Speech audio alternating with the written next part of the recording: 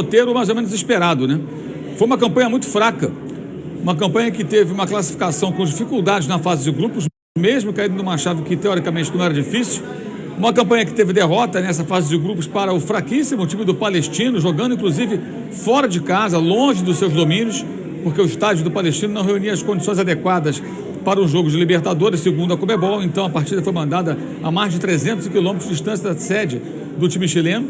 O Flamengo perdeu 2 vezes para o Bolívar, uma na fase de grupos e outra no mata-mata, mas que ainda assim valeu a classificação. Conseguiu ser derrotado pelo Peñarol no Maracanã, quando sofreu um gol a 13 minutos de jogo e não teve a capacidade de empatar o jogo, pelo menos, para chegar aqui em Montevidéu, no mínimo em igualdade de condições.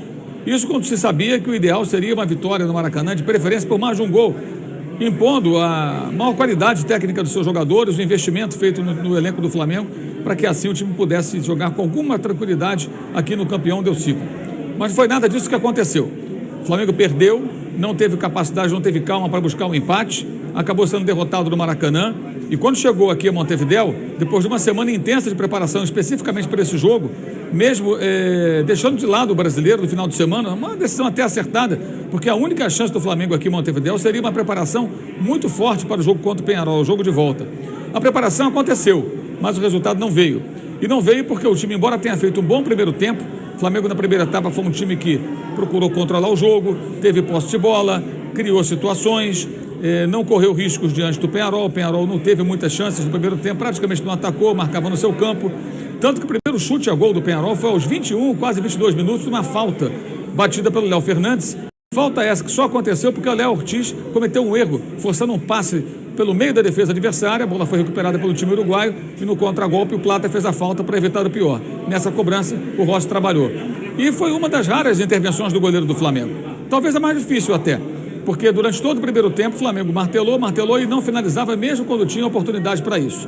O Peñarol foi sustentando aquele 0-0, conseguiu virar o placar, virar para o segundo tempo mantendo o placar em branco, que era o seu objetivo, e com isso o Flamengo se viu num problema. Fizesse um gol na primeira etapa, teria condições de voltar para o segundo tempo em igualdade de condições no confronto, para tentar pelo menos administrar melhor a situação e os nervos. Mas com o 0-0 entrou numa vibe muito parecida com aquela do Maracanã, quando foi um time apressado que queria resolver tudo em poucos toques, quando era necessário tempo, troca de passes, paciência para chegar a algum lugar num confronto contra um time muito fechado.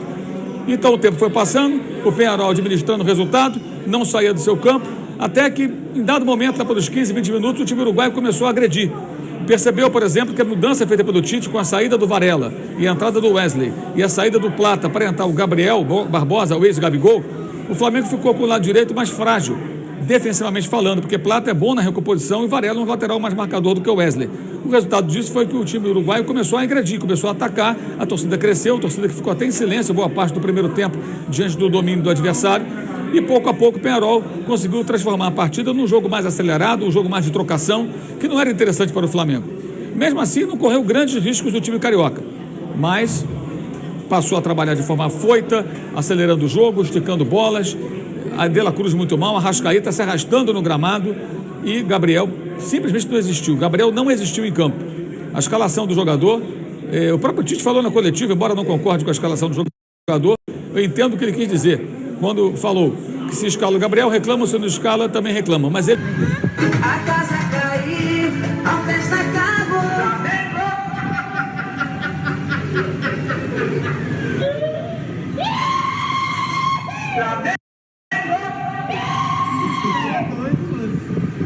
O flamenguista aí. Meu Deus, Cadê vocês? esse cara tá odiado com o Flamengo. Flamenguista. Oh, maravilha. Tem alguém aí? A casa caiu, a festa acabou.